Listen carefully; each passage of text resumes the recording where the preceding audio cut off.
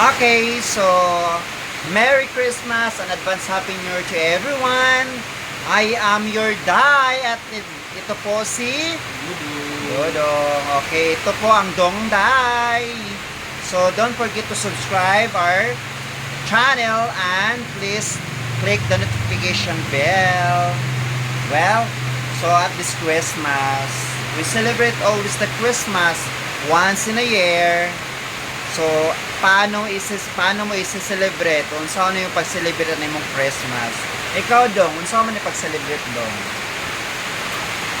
Wala, palaging malungkot. Palaging iniiwan. Malungkot, iniwan. So ngayon, iniwan ka na din. Hindi naman. Munti ka na.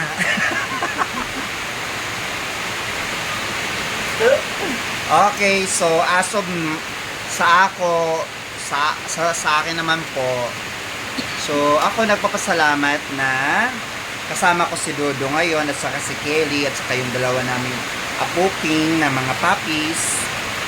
So we celebrate ng Christmas ngayon with joy and happiness, even though yung nanay at saka tatay ko, yung mama niya hindi namin kasama ngayong Pasko, at saka yung mga kapatid niya at yung mga kapatid ko.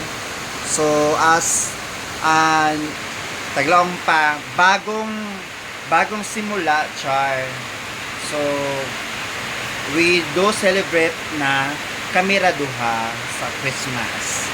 So ang gagawin na lang po namin as partner, so we do our best to enjoy and celebrate then Christmas and the birthday of our Savior Jesus Christ. And then so yun nga, kahit malayo kami sa mga minamahal namin, kahit na nasa Manila sila o nasa lugar kung saan kami nakatira dati, so yun, kukontakin na lang at saka wag lang malilimutan ang pagdarasal.